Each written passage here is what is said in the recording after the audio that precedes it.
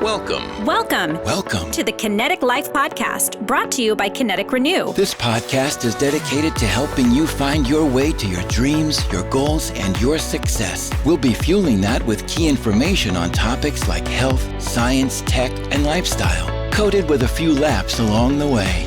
In this episode, can a computer screen clean itself? They can now. Pre-salted asphalt, always ready for winter. White traffic lights, good for autonomous vehicles, bad for humans. Dangerous carbs. It's not the type, it's the quantity. Does vitamin D detox dementia? Was Mary Poppins wrong? A spoonful of sugar can give you a migraine. Plus, a few helpful tips and tricks to help you on your journey. And now we begin. Here's Michael Chalavudis and Dr. Mark Hertzberg. Welcome back to another exciting episode of the KINETIQ Life Podcast. It's a great day for a great day. And as always, I'm your host, Mike Chalavudis, with my good friend, Dr. Mark Hertzberg. That would be me sitting here on this great day of great days. Days are getting longer. The weather's getting a little bit nicer. I'm ready for summer. So the days are not only great, but there's more greatness in the longer day. Oh, exactly. But does the great day include the great night? Because then it wouldn't matter how long the day is. Or could it be a hard day's night? A great day's hard night. We're losing you, Mark. We gotta reel you back in here. Focus. Okay. Do we have anything to focus on? Anything you want to talk about? Well, I know you're kind of a car buff yourself, Mark, and I thought we'd maybe start with some cool new car tech that's coming out. Ooh, speaking of car buff, there'll be less buffing if the things could clean themselves, wouldn't it? That they would. Thank the powers that be that General Motors is patenting self-cleaning car screens. Well, as many of you, if anyone has bought a car in the past 2 or 3 years, you most likely have a touch screen, which is supposed to be more convenient, but I find terribly more dangerous while I'm trying to hit a screen and, adjust something while you're driving. But that's for another discussion. But the annoying thing is you have fingerprints all over it. You might not notice it while the screen is on, but you turn that car off and man, does that screen look ugly. One of the insanities of our age, when archaeologists look back and they'll go, these people were fascinated by paying more and more money for things like cell phones and tablets that had more and more expensive, detailed, high-def screens, and they're also touchscreens. So as soon as you cleaned it, you put fingerprints and smeared every possible kind of dirt across the expensive screen. So it was completely useless as far as the technology to make the pictures better. Hey, you might think it's crazy, but my lovely wife for Christmas got me a computer cleaner. It's like a duster and a screen cleaner that I leave in the center console of my car because I hate my screen has marks all over. Well, fret no more, because the self-cleaning screen, the basic idea of it is they build a surface with, they'll include some titanium oxide, and when it's hit with UV, it switches the surface of the screen from being hydrophobic to super hydrophilic. So this is kind of like it goes from Clark Kent scared of a little water to Superman. I can swim to the depth of the bottom of the ocean, no problem. I love the water. And all the moisture from the air will now collect on the screen, so it becomes moist. And a UV light will come out, and it will oxidize the water, which will kill all the microbes, the viruses and bacteria and stuff on the screen. And then when you turn off the UV, it goes back to being water repellent, and the water will kind of drop off. Beat up and drop off, taking all the broken down bacteria, cell material, etc., cleaning the screen. So, and for those who don't know, the normal screen uses a combination of blue, green, and red LED lights to give that full package of colors. This is using those 3 lights as well as a 4th, which is creating the UV light. So all the lights are on there, but the UV is not on all the time. You're not going to be getting a suntan while you're driving. It's, I guess, probably selective. Probably, I would imagine it's probably setting like a timer when the car is off or something to that nature, like kind of cleaning overnight. Oh, you just skipped right over the fun part that you could get yourself some good skin cancer if it were turned on at the wrong time. Now, I would like to think of you getting more of a tan over skin cancer. I mean, they might go hand in hand. Well, but tanning booths are notorious for being dangerous. And by the way, in a tanning booth, you have to cover your eyes. So, yeah, this should not be on while you're in the car. The people writing it did come up with a point that it's real nice to talk about and that General Motors worked on it, but it probably would be smarter if you did it with cell phones and tablets and you wouldn't have to build in the source of UV. You could have at home at night a UV light that you put it under and it'll clean overnight. Yeah, I mean, that would make, I guess, the most sense, but building it in makes it kind of more convenient for individuals than having a perpetual adjustment. Right. And the truth is, because you could use UV light straight to kill the viruses. So, if you really were baking in UV the whole time, you wouldn't need the water to oxidize. The UV would do it directly. Yes, but I guess this way, it's the whole setup is, like I said, it's a cleaning process. So the UV comes, kills everything, brings in the water, kills, and then wipes itself off. So the average individual doesn't have to do anything. I don't have to break out cloths, UV light. It's somewhat idiot-proof, but I agree if it malfunctions in any way and you're getting baked with UV while you're driving because the screen went haywire. Well, you know something? I'm less concerned with this fantastic automated clean the screen when I'm in the car. I'd rather have my roads clear while I'm driving.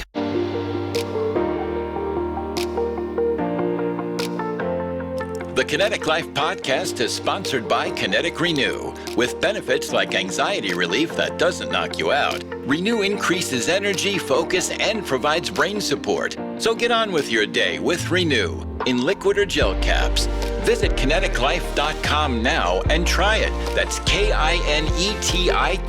life.com now.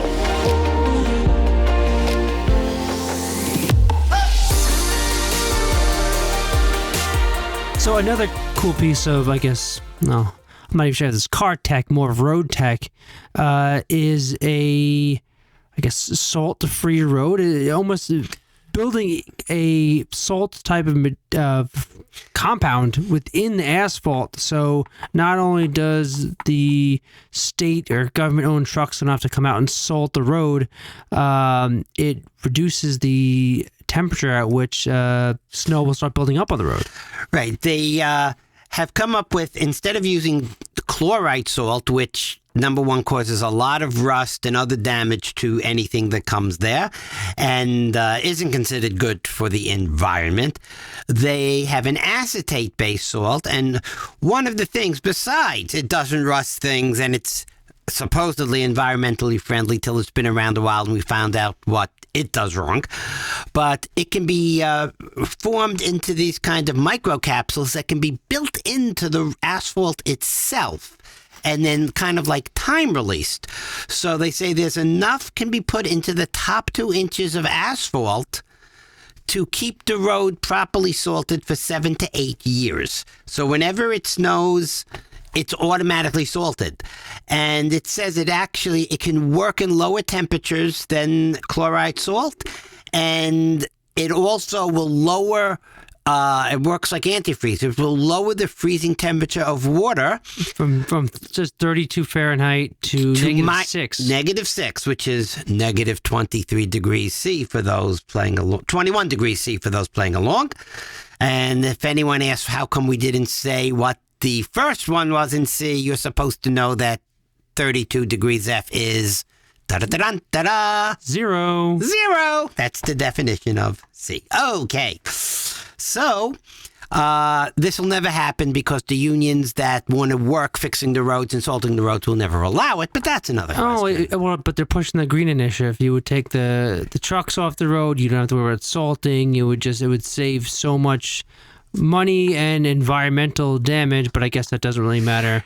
And yeah, they can do it like they're doing now. They just started work zone cameras. They pull in trucks with cameras to take pictures of cars driving through the work zone, but there's yet to be a worker there. Just a camera. It's a potential work zone. Potential work zone. Someone will be working eventually, so better reduce speed. Yeah, except for the person behind you. That's work zone is bureaucrat speak for here's where we're going to tax everyone driving through. Hey, when they looked at those, apparently during the test, it was like 6,500 tickets they would have given out in like less than a day or a weekend or something at $50 a piece. That's good money for the state. So unless the people really, really complain, they're gonna pop those babies up and start collecting money because Lord knows they need it. Who knows where the money's being spent though? By the way, we didn't need salt this entire winter. Basically, we had 1/8 of an inch of snow, and the winter before, nothing after a 1 inch in November of 2021. Oh, we could use some road work though, because the roads look like I'm driving on the moon these days. Which is when I bought these things online for my parents' shoes and my shoes that keep you from tripping in the snow. Never had a flurry since then. I'm very powerful.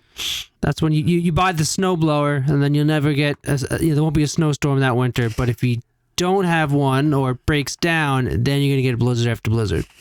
Yeah, I have my own little rain dance. If the place is in a drought and needs rain, I'll just wax my car. That'll do it.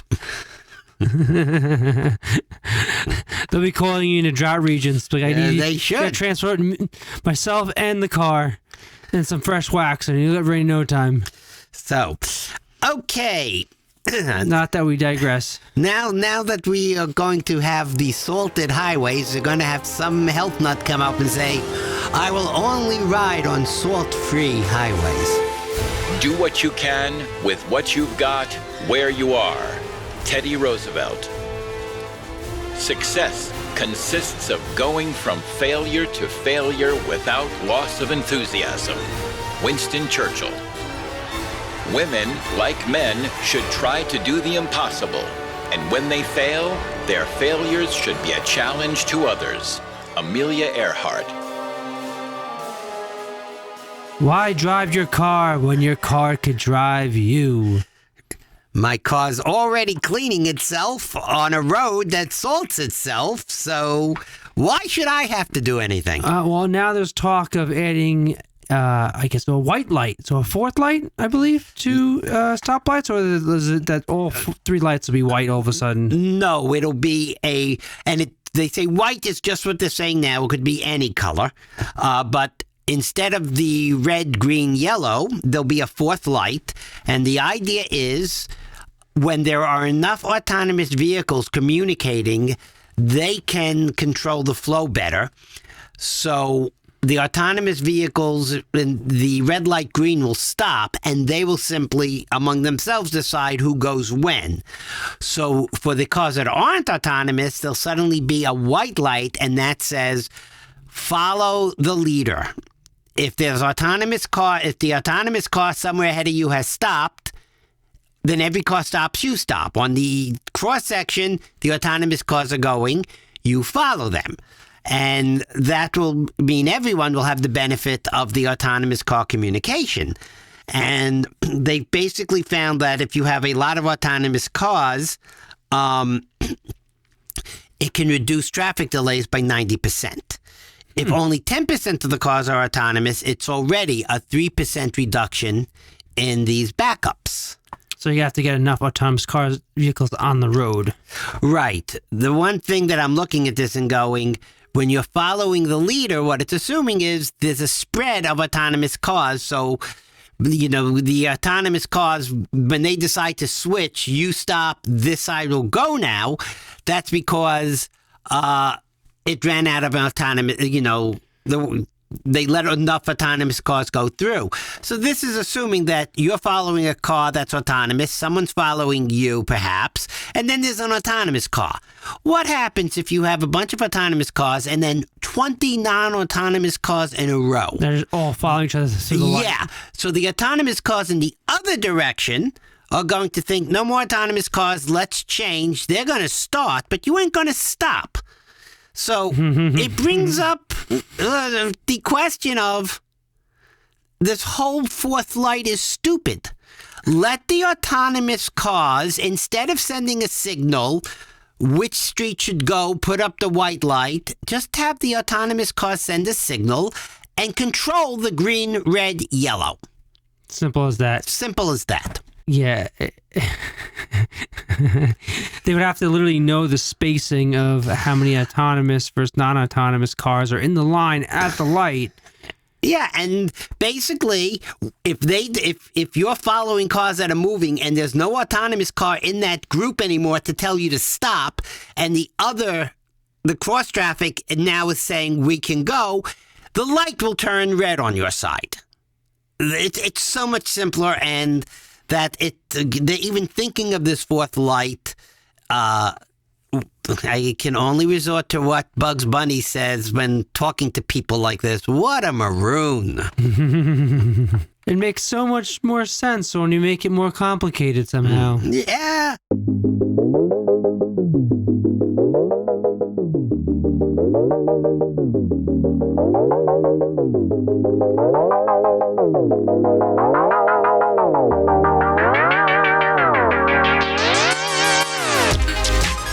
Energy and persistence conquer all things. Benjamin Franklin. Our greatest weakness lies in giving up. The most certain way to succeed is always to try just one more time. Thomas Edison. A man can succeed at almost anything for which he has unlimited enthusiasm. Charles Schwab.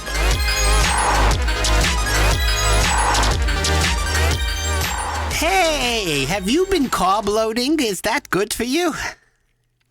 Yeah, I'm carb loading for tomorrow's workday. You know, I got to make sure I'm ready to go for that extended day of sitting behind a desk under fluorescent lights.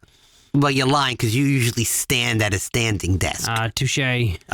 So, here's a shocker from all those who are saying there are a lot of health problems, and not just getting fat from eating more and more carbs, but coronary artery, cerebrovascular, peripheral vascular disease, which this article has said, let's combine them all into a bigger category, CVDs. And they're saying that they are all increased the risk with carbs, but this new finding is saying it has nothing to do with how many carbs you eat. Just the type of carbs. The type of carb. And they break up into three categories: free sugar, non-free sugar, and fiber. And free sugar is described as pretty much was pretty much like white sugar, just added sugar, but then they add also nectars and honey, which right. So what they're talking about is concentrated sugar. So when you add sugar put into something, but they're saying honey. Well, honey is the bees' attempt to make white sugar that they purify it. Nectars are generally very purified. So they're saying, and fruit juice concentrates at a high sugar. So basically, they're kind of saying there are two ways to have, quote, added sugar. Add sugar, like white cane sugar, to something, or take something that we consider not added sugar, non-free, and concentrate it. So that's kind of the same as adding sugar. The one thing is they keep referring to all carbs, but then they only list 3. And there are a lot more carbs in this, and they're missing a lot of the point. Because I did a deep dive into carbs research recently. So it's not just sugar, free sugar, non-free sugar, and fiber. There are all types of carbs. And when they talk about causing these problems, they're talking about glycemic hits. Glycemic hits which is how many times per day you have big spikes in blood sugar. So this article doesn't go into it, but it's not just what type of sugar you have, but if you have a lot of sugar in one sitting, you're basically having a spike. If you have half as much but do it in 5 different times, you have 5 spikes. The spikes come from sugar that gets into the bloodstream and is used quickly. Free sugars will do that. Fats don't. They don't give you a glycemic hit. They don't therefore cause chronic inflammation. They don't therefore set off a lot of these arterial damages that cause a lot of these problems. But I thought fats were bad, Mark. They're changing on that. Okay, ditto. The proteins don't do it. But when it comes to carbs, they're actually saying the dividing line isn't this carb and that carb like they used to talk. It's the complexity of digesting the carb. There are some carbs that, if they're not sugar to begin with, become sugars at the snap of a finger, and that's a big glycemic hit. There are others that take your intestines and eventually maybe liver and stuff a long time to work and break them down into smaller usable components, so they will not have grains. A big hit. Yeah. And that's why also you would see it, I would imagine, like a protein meal, that there's some thermogenesis involved, and what takes your body much more energy to break down those carbs, which then you're burning more energy, and it's much more difficult for them to for you to absorb initially and have that quick spike. It's kind of a slow release, correct? Right. And so it's the time, it's to keep from having these jolts. Ooh, is that the name of something you can drink? And this could be like 10 podcasts. And I watch many other people doing podcasts on these things. So there's a lot involved in this, that this is just, this whole article is more of kind of a headline, go look into this stuff.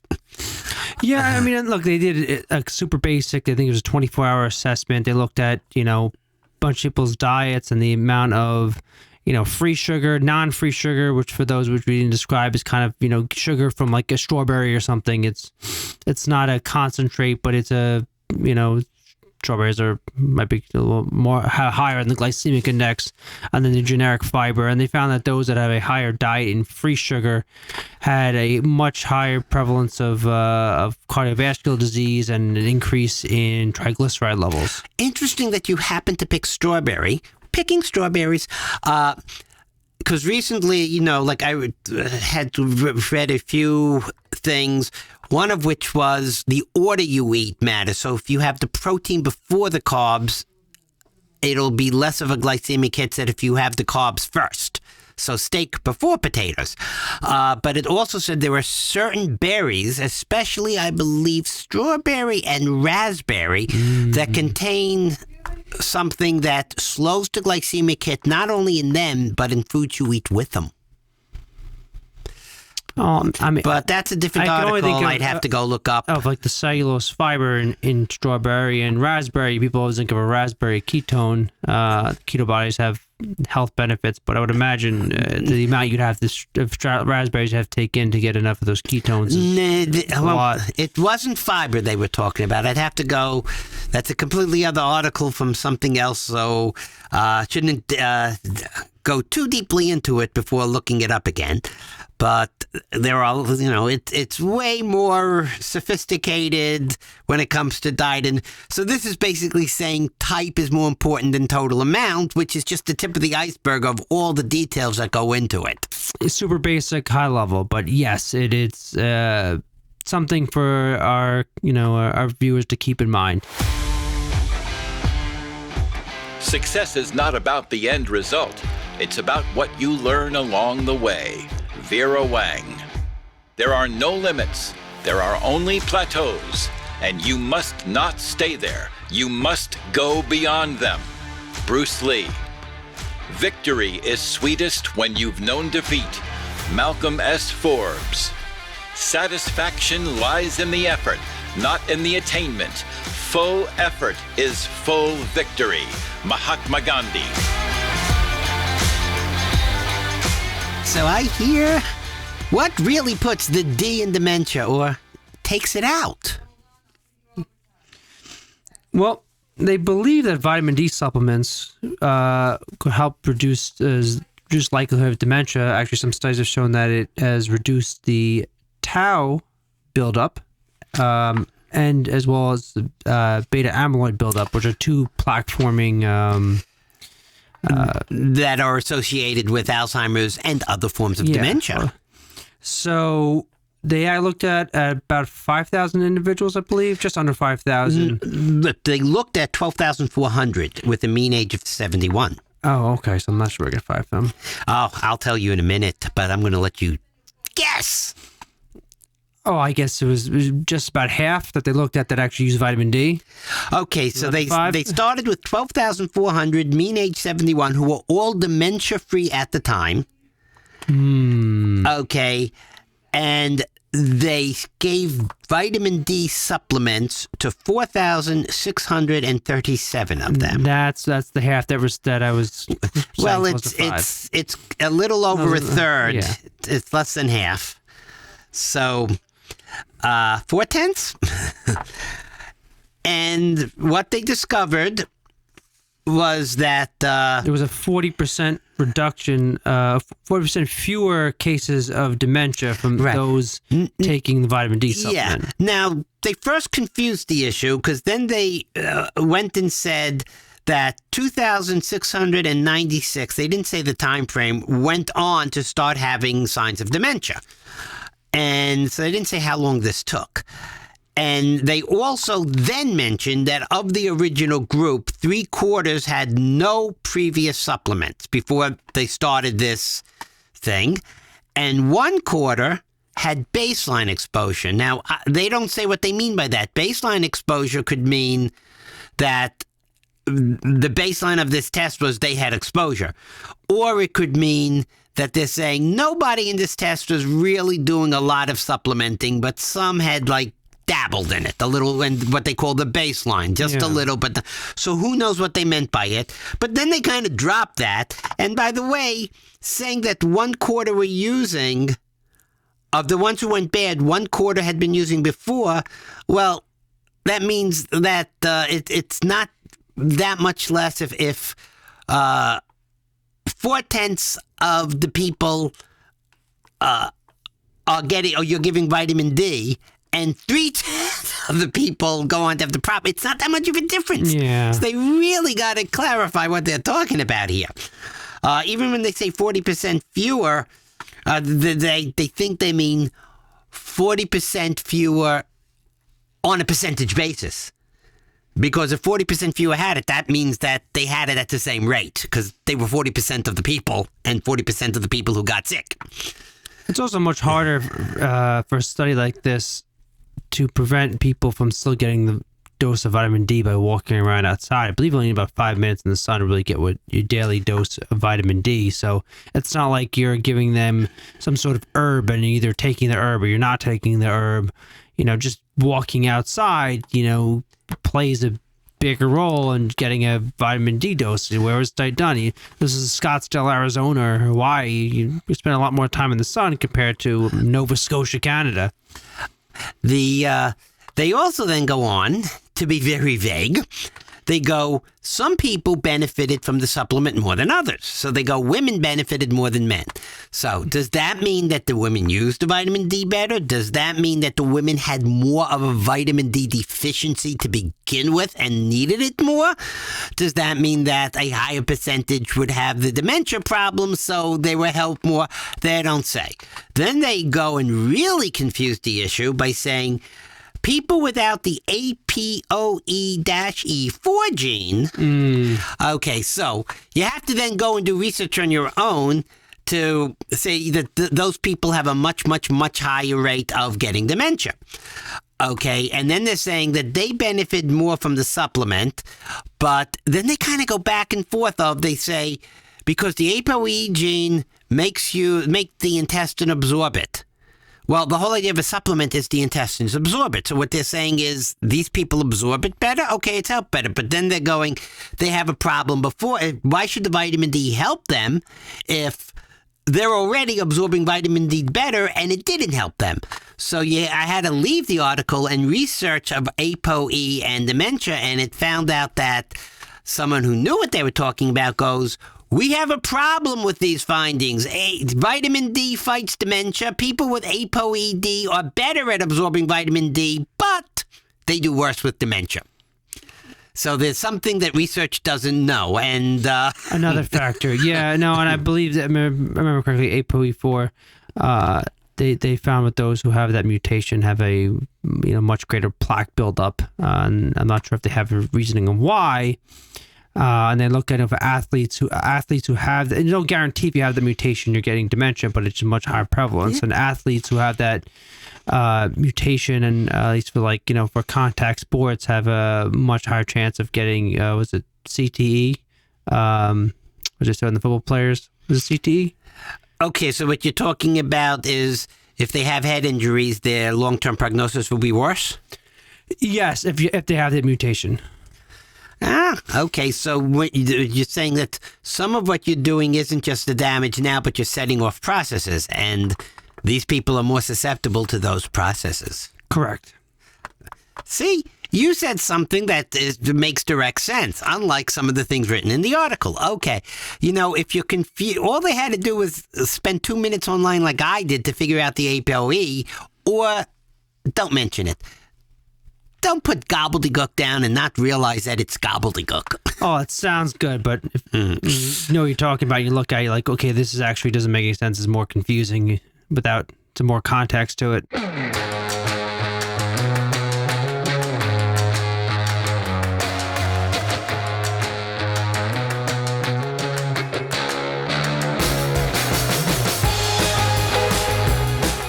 If opportunity doesn't knock, build a door. Milton Berle. Success is a lousy teacher. It seduces smart people into thinking they can't lose.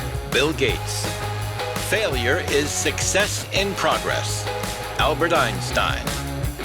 Fortune befriends the bold. Emily Dickinson. Impatience never commanded success. Edwin H. Chapin.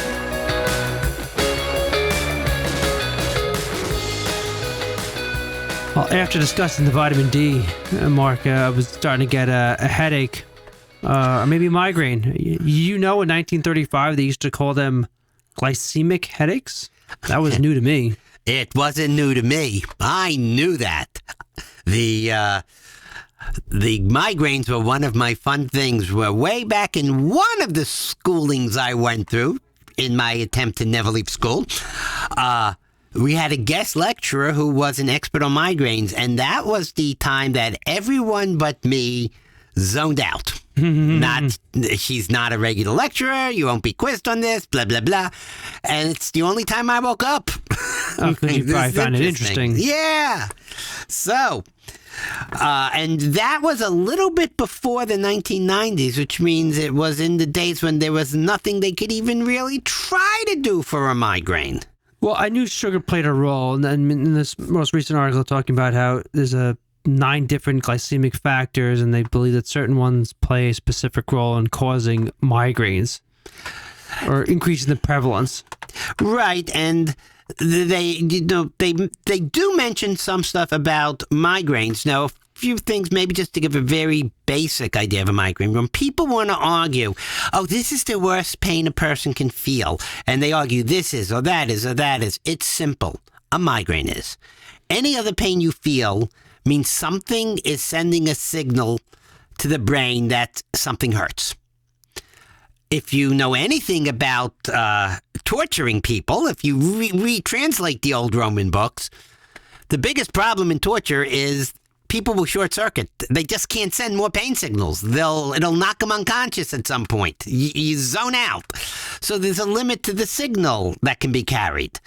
Also, with any other pain, you can try to block the pain signal. You could also go after what's hurting. A sinus headache can be so bad you bash your head against the wall in pain. But not only can we give medications to try to calm the pain signal, you can give medications to try to lower the swelling, the inflamed tissues, the stuffing. You can treat it. A migraine is very similar to a Klingon torture where they light up the pain center of the brain. That's what it is. The pain center of the brain. Nothing is sending a signal, hey, I hurt. The pain center, the pain center of the brain just lights up, dreaming of infinite pain. So it doesn't have the limits everything else does. There's also no signal to block, nothing physical to go after. And if you do come up with a drug, there's a blood-brain barrier to worry about. So it was way more difficult to deal with. And it was only in the last 30 years that they can try medicating at all. And we still have a long way to go till there's anything good. Yeah, I mean, there's, look, they talk about mostly blood sugar levels and glycemic. And I've heard in the past a lot of things about, inflammation and whether it could be allergies or some kind of reaction. So obviously it seems that they're still really not sure. Now, in the article, it talked about 9 different glycemic factors, and they kept throwing the words, genetic, but they did not tell me anything about what the genetic comparison was. Mm-hmm. I'm agreeing with you. I'm not saying yes, they did. Like a generic correlation between fasting insulin levels and glycinated hemoglobin, which I would imagine you have more glycinated hemoglobin when you have higher blood sugar levels, and higher blood sugar levels would be higher insulin levels and you're fasting. So, and they also talked about 2-hour insulin levels besides the fasting. So, I mean, by those factors, automatically, I would think someone with type 2 diabetes would be suffering from migraines left and right. I don't know if there's a higher chance of... They also used a good word, but they didn't really go with it. Okay? Some things have causes. I step on your toe hurts. That's different than a trigger, where I remind you of when you broke your toe. I say, hey, remember that? And it triggers that you start, psychologically feeling pain.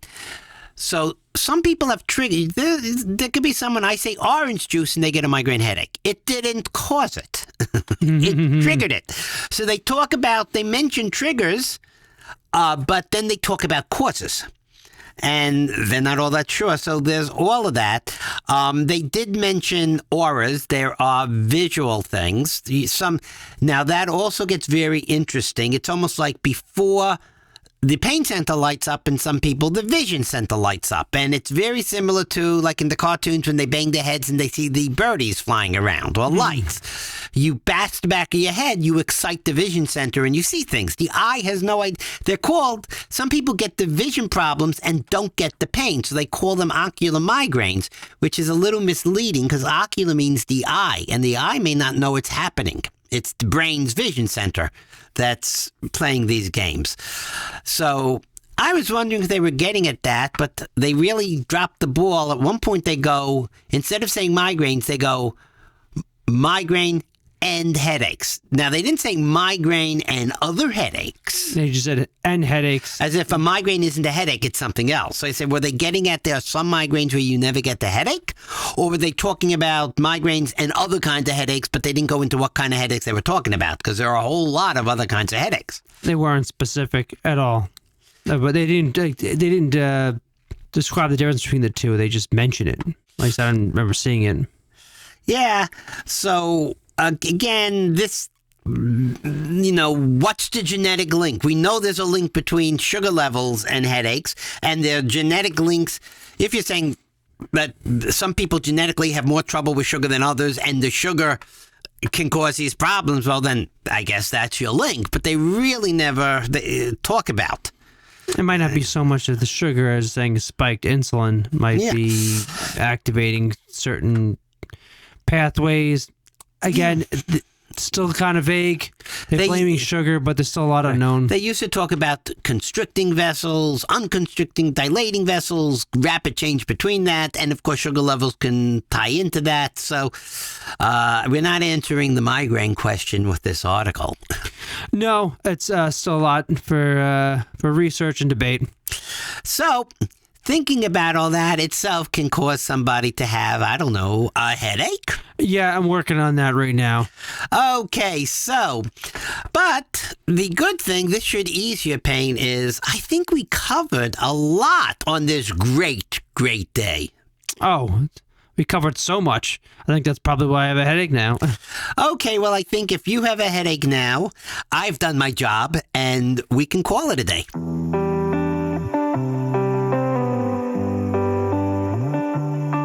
Thank you everyone again for joining us on this amazing day. I really appreciate all the support and love. If you guys have any questions, please reach out to us at podcast@kineticlife.com, podcast@KINETIQLIFE.com. And don't forget to subscribe, like, share. And until next time, I'm your host, Mike Shalvudis. And I am Mark Hertzberg. Bye-bye. Bye-bye. The Kinetic Life podcast is sponsored by KINETIQ Renew. KINETIQ Renew is a 4-ounce shot of all natural ingredients that deliver some amazing benefits, like improved mental clarity, long and short-term focus, and improved memory and cognition. Plus, KINETIQ Renew improves mood with the added benefits of anti-stress and anti-anxiety. Here's what people are saying. I drink a bottle of KINETIQ Renew, and I'm in a better mood. It's like waking up on the right side of the bed. It's great. My mental focus is clearly better. I do notice that I have better clarity. Definitely improves my mood for sure. It reduces my stress. Visit kineticlife.com today. Log on now and use promo code POD1 for 30% off. That's 30% off your order when you use promo code POD1. KINETIQLife.com. KINETIQ Life.com. Do it now. You're going to love KINETIQ Renew. Thank you for listening to the KINETIQ Life podcast. Catch a new show every other Thursday. You'll find us everywhere you can listen to a podcast. And remember, be safe, have fun, and go for your dreams. This podcast is for entertainment purposes only and should not be considered professional advice. All comments, jokes, views, and ideas expressed are those of the hosts or guests and do not represent any company or organizations with whom they may be affiliated. Always make sure to consult your own physician before starting any new diet, supplement, or exercise routine. Oh, and there's one more thing. If you're working on something that you really care about, you don't have to be pushed. The vision pulls you. Steve Jobs.